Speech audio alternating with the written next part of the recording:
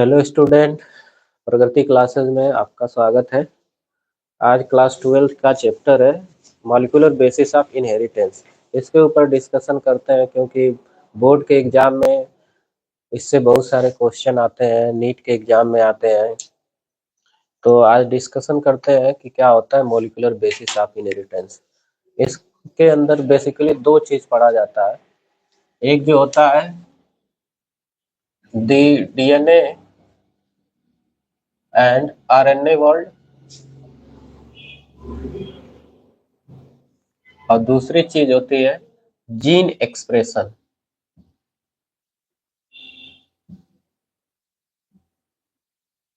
Gene expression होता है और इसी के अंदर होता है जेनेटिक कोड, और तीसरी चीज होती है डीएनए फिंगर प्रिंटिंग।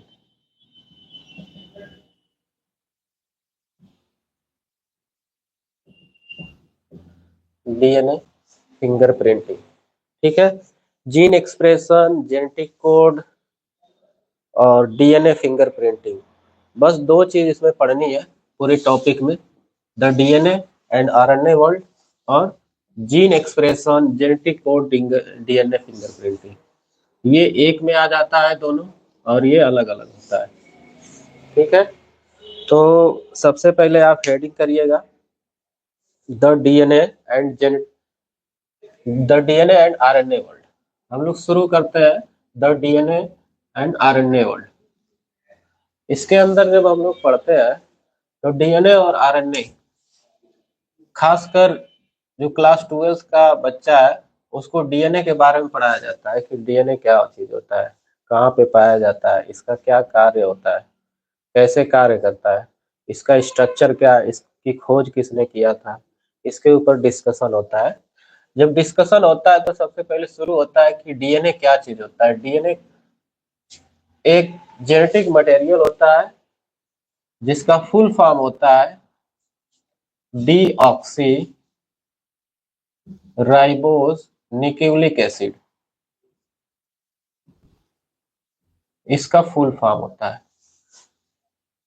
डीएनए का। और डीएनए के बारे में कहा जाता है कि डीएनए का खोज किसने किया था। तो डीएनए का खोज अलग अलग साइंटिस्टों के द्वारा किया गया है, पर डीएनए का एक्चुअल जो मॉडल था वो वाटसन एंड क्रिक ने दिया था। जो डीएनए का मॉडल होता है, डीएनए मॉडल जिसे बोलते हैं, डीएनए मॉडल जो होता है double helix model,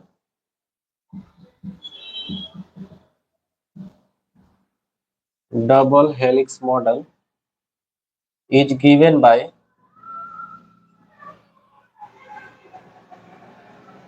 Watson and Crick.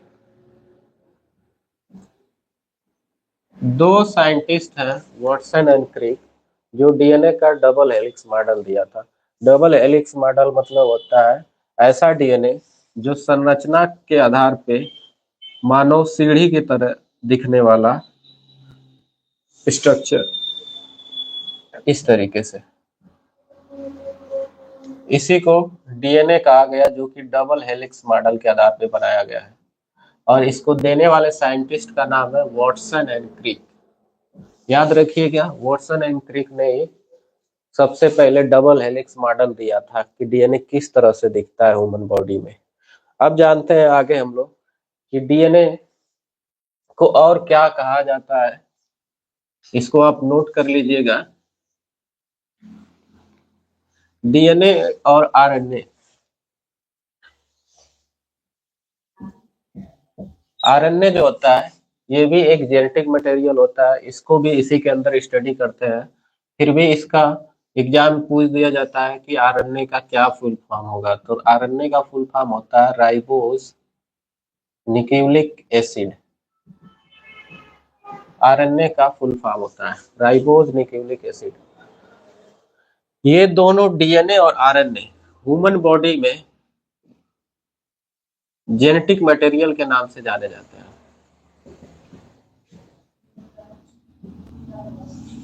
Genetic material, अब से आपको जानना है कि डीएनए आरएनए न बोलकर हम लोग अगर बोल सके तो इसको बोला जाता है जेनेटिक मटेरियल। और जेनेटिक मटेरियल कहाँ पे पाया जाता है? तो जेनेटिक मटेरियल जो पाया जाता है, इसकी प्रेजेंस होती है, वो होता है nucleus of cell. Nucleus of cell कोशिका के केंद्रक में उपस्थित होता है जेनेटिक मटेरियल। ह्यूमन बॉडी का कोई भी सेल्स हो, उसके अंदर न्यूक्लियस होता है और न्यूक्लियस के अंदर ही जेनेटिक मटेरियल उपस्थित होता है। जेनेटिक मटेरियल डीएनए और आरएनए एक तरह से chemically and structurally both stable होता है। यानी कि इसकी स्थिति जो होती है रासायनिक और संरचनात्मक रूप से स्टेबल होता है। ठीक है, इसको भी आप नोट करिएगा क्योंकि कई बार एग्जाम्स में पूछा गया है। डीएनए आरएनए संरचना के आधार पे और रासायनिक रूप से आधार पे कौन सी स्थिति होती है, तो स्टेबल स्थिति में होता है। इसके बाद ये डीएनए आरएनए हमारे शरीर में करते क्या है? तो डीएनए आरएनए न बोलकर जेनेटिक मटेरियल बोल सकते हो आप, दूसरे नाम से जाना जाता है जेनेटिक मटेरियल। जो जेनेटिक मटेरियल होता है हमारे शरीर में एक सेल से दूसरे सेल्स में जेनेटिक मटेरियल को ट्रांसफर करता है। जेनेटिक मटेरियल को ट्रांसफर करता है। अब जेनेटिक मटेरियल ट्रांसफर कैसे होता है? सबस्टेंस, जैसे कि मानो एक मेल होता है और एक फीमेल होता है, इनके बीच में रिप्रोडक्शन होता है, मेल और फीमेल के बीच में। जानना है कि जेनेटिक मटेरियल ट्रांसफर कैसे होता है। जब मेल और फीमेल मिलकर रिप्रोडक्शन करते हैं तो मेल जो होता है वो एक सेल को फॉर्मेशन करेगा, उस सेल का नाम होगा स्पर्म। और फीमेल जो होगा एक सेल का फॉर्मेशन करेगा, उसका नाम होगा एग। एग और स्पर्म एक तरह की सिंगल सेल होती है, ये भी एक सिंगल सेल है, यानी एक कोशिकी होते हैं। और इसी सेल्स के अंदर हमारा जेनेटिक मटेरियल डीएनए और आरएनए होता है। और डीएनए आरएनए ही जो ह्यूमन बॉडी के यानी मेल और फीमेल का जो कैरेक्टर होगा आने वाले ऑप्शनिंग के अंदर ट्रांसफर होता है। जब स्पर्म और एग आपस में मिलते हैं तो एक टर्म का इस्तेमाल किया जाता है जिसका नाम होता है फर्टिलाइजेशन। फर्टिलाइजेशन फर्टिलाइजेशन का मतलब होता है कि स्पर्म और अंडा आपस में फ्यूज हो। जब ये आपस में फ्यूज होते हैं तो जो स्पर्म के अंदर डीएनए और आरएनए होता है वो मेल का कैरेक्टर लेकर आता है, और एक के अंदर जो डीएनए आरएनए होता है वो फीमेल का कैरेक्टर को लेकर आता है। जब फर्टिलाइजेशन हो जाता है दोनों सेल्स का तो ये बन जाता है जाइगोट। और जाइगोट आगे ट्रांसफर हो जाता है इम्ब्रियो में, यानी कि भ्रूण बन जाता है। और ये भ्रूण से आगे चल के ये बेबी में डेवलप हो जाता है। तो आप लोगों ने देखा होगा किसी भी इंसान का जो बेबी होता है वो अपने माता पिता से बिल्कुल सिमिलर दिखाई देता है। उसके अंदर पिता का भी कैरेक्टर होता है और माता का भी कैरेक्टर होता है। तो ये कैरेक्टर जो लाया जाता है वो किसके द्वारा लाया जाता है? जेनेटिक मटेरियल के द्वारा। और जेनेटिक मटेरियल क्या होता है? तो डीएनए और आरएनए होता है। वो कहाँ पे उपस्थित होता है? तो जो मेल एक सेल सिंगल जनरेट किया है रिप्रोडक्शन के समय स्पर्म के अंदर। स्पर्म जो होता है सेल कुछ इस तरीके से दिखाई देने वाला एक सेल है। इसका ये हेड है और ये मिडिल पीस होता है। इस तरीके से होता है, हेड में ही न्यूक्लियस होता है और इसी न्यूक्लियस के अंदर डीएनए आरएनए होता है। जो मेल का कैरेक्टर लाता है, जैसे कि पिता का हाइट लाएगा, स्किन कलर लाएगा, ठीक है, उनका ह्यूमन बिहेवियर लाएगा, ये सब। उसी तरह फीमेल का जो एग होता है सिंगल सेल, इसके अंदर भी ऐसे ओवम होता है, ओवम के न्यूक्लियस होते हैं, न्यूक्लियस के अंदर डीएनए और आरएनए होता है। उस डीएनए आरएनए कैरेक्टर जो होता है माता का कैरेक्टर लेकर आते हैं, तो आगे आने वाली जनरेशन में दिखाई देता है। ठीक है, तो इस तरीके से जेनेटिक मटेरियल ट्रांसफर होता है एक पिता से और एक माता से। एक पिता से रिप्रोडक्शन होने के समय स्पर्म रिलीज होता है और माता से एग रिलीज होता है, आपस में निषेचन करते हैं, निषेचित होने के बाद स्पर्म और अंडा मिलकर जाइगोट बना देता है, जाइगोट से एम्ब्रियो और एम्ब्रियो से बेबी बनने के लिए 9 महीना लगता है। उसी में माता पिता से गए कैरेक्टर बच्चों में दिखाई देता है। तो शायद आप समझ चुके होंगे कि डीएनए और आरएनए क्या करता है, कैसे कैरेक्टर को ट्रांसफर करता है। देखिए, डीएनए और आरएनए एक और कार्य करता है जिसे हम लोग बोल सकते हैं म्यूटेशन। जेनेटिक मटेरियल म्यूटेशन के सहारे इवोल्यूशन को आगे बढ़ाने में मदद करता है। ठीक है, एक इसका सबसे बढ़िया स्कोप होता है scope of genetic material.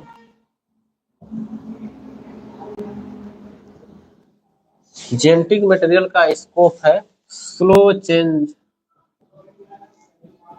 Slow changes, in bracket में हम बोल सकते हैं म्यूटेशन। म्यूटेशन जेनेटिक मटेरियल का स्कोप होता है कि धीरे धीरे चेंजिंग करना, उत्परिवर्तन करवाना। म्यूटेशन का मतलब होता है उत्परिवर्तन, और उत्परिवर्तन होगा तो ये आगे इवोल्यूशन को कराएगा।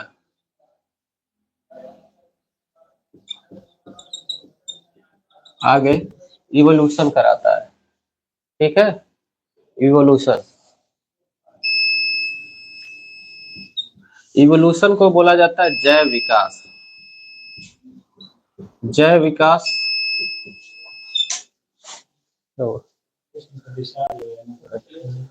ठीक है, सही है।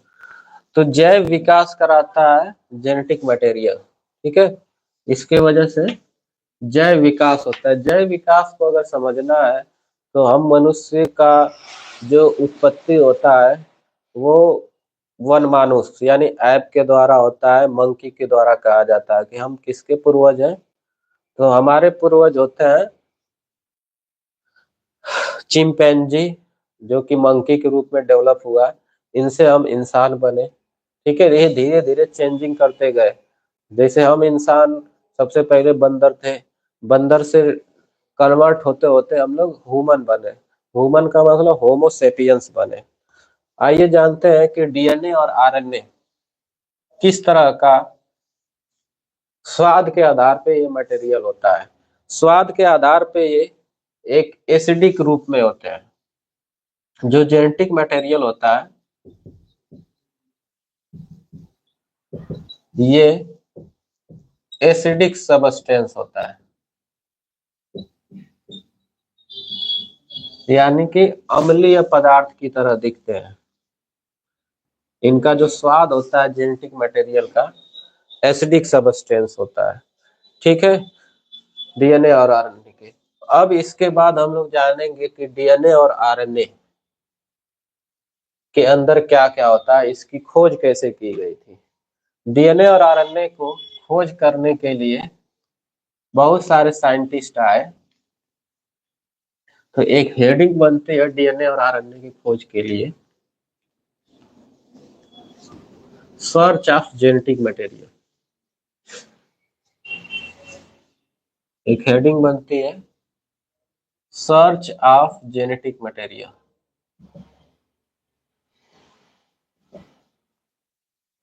जब जेनेटिक मटेरियल की खोज हो रही थी तो एक सबसे बढ़िया थ्योरी आई थी सर्च ऑफ जेनेटिक मटेरियल का, ट्रांसफार्मिंग प्रिंसिपल।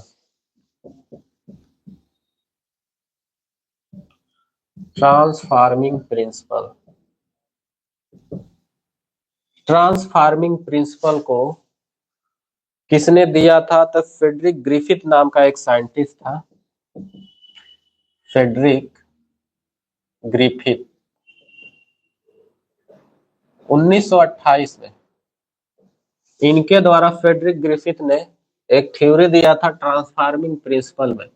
इन्होंने बताया था कि डीएनए और आरएनए कैसे एक जेनेटिक मटेरियल होता है। तो इन्होंने एक एक्सपेरिमेंट किया एक बैक्टीरिया पे,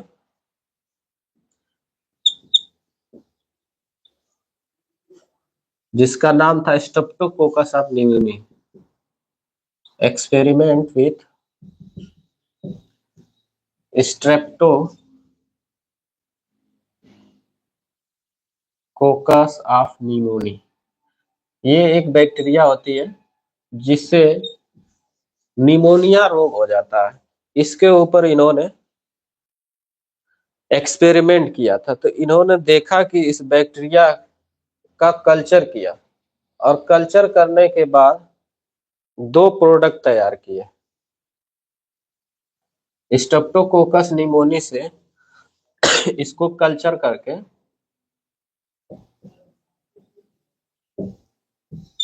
कल्चर करना मतलब बैक्टीरिया को किसी ऐसे मीडियम में ग्रो करना जहाँ पे अधिक बैक्टीरिया बन सके और उससे कोई प्रोडक्ट बनाया जा सके। तो इन्होंने इसको ग्रो किया एक मीडियम में, और यहाँ से दो तरह के प्रोडक्ट तैयार किए इनको कल्चर करके। एक आर टाइप, एक जो होता है आर टाइप, ठीक है, आर टाइप बनाया कॉलोनी। आर टाइप का मतलब होता है rough colony,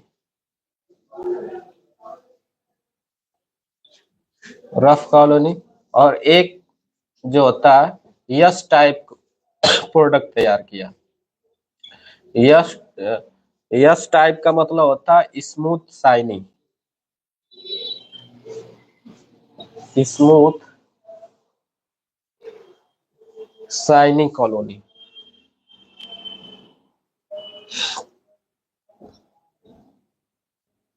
smooth shining colony. इन्होंने दो तरीके का प्रोडक्ट तैयार किया, आर टाइप यानी कि rough colony and smooth colony यानी कि शाइनी कॉलोनी। इन्होंने क्या किया एक्सपेरिमेंट के समय, जो यश था, यश के ऊपर प्रेजेंस था एक्सपेरिमेंट में दो तरीके का प्रोडक्ट तैयार किया। जो यश टाइप था, यश टाइप कैसा था? तो ये वायरुलेंट स्ट्रेन था, वायरुलेंट स्ट्रेन था। और आर टाइप का जो प्रोडक्ट था वो नॉन वेरुलेंट था। अब यहाँ पे जानना पड़ेगा कि वेरुलेंट स्ट्रेन क्या होता है और नॉन वेरुलेंट स्ट्रेन क्या होता है। जो नॉन वेरुलेंट स्ट्रेन होता है ये किसी भी तरह का इसके ऊपर पॉलीसेकेराइड नहीं होता है। इसका मतलब ये होता है कि इसके ऊपर किसी भी तरह का पॉलीसेकेराइड या म्यूकस नहीं एब्सेंट होगा, नहीं पाया जाएगा, ठीक है। और वायरुलेंट एस टाइप के ऊपर प्रेजेंट रहता है। तो वायरुलेंट होने की वजह से अगर ये किसी के बॉडी में इसको ट्रांसफर किया जाएगा तो उसका डेथ हो सकता है, ठीक है। और आर टाइप को करने से नहीं डेथ होता। तो इन्होंने एक्सपेरिमेंट किया माउस के ऊपर। फ्रेडरिक ग्रिफिथ ने एक्सपेरिमेंट किया किसके ऊपर? इसको देखा कि ट्रांसफर किया जाएगा इसके जेनेटिक मटेरियल को स्ट्रेप्टोकोकस निमोनी के ट्रांसफर किया जाएगा एक माइस के ऊपर यानी कि चूहे के ऊपर। तो उसमें देखा जाएगा कि जो इसका जेनेटिक मटेरियल होता है जिसमें स्ट्रेप्टोकोकस से निमोनी हो जाता है, अगर उसको ट्रांसफर किया जाएगा तो इसके ऊपर क्या प्रभाव होता है। एक जो होता है आर टाइप जिसके ऊपर जेनेटिक मटेरियल नहीं होता है उसको ट्रांसफर किया जाएगा तो क्या होगा, ठीक है। तो इन्होंने एक्सपेरिमेंट किया 4 स्टेज में। पहला स्टेज में क्या किया इन्होंने, यहाँ पे मैं ऊपर लिख दे रहा हूँ।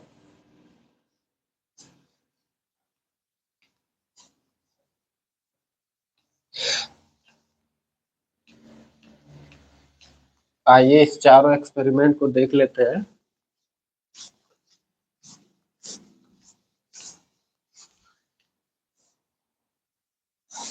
पहला एक्सपेरिमेंट में क्या किया गया था, जो यस स्ट्रेन था, यस टाइप स्ट्रेन,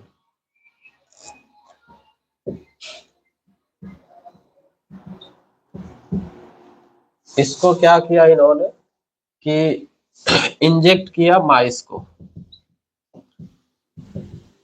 यानी चूहे को इंजेक्ट किया गया तो माइस का डेथ हो गया,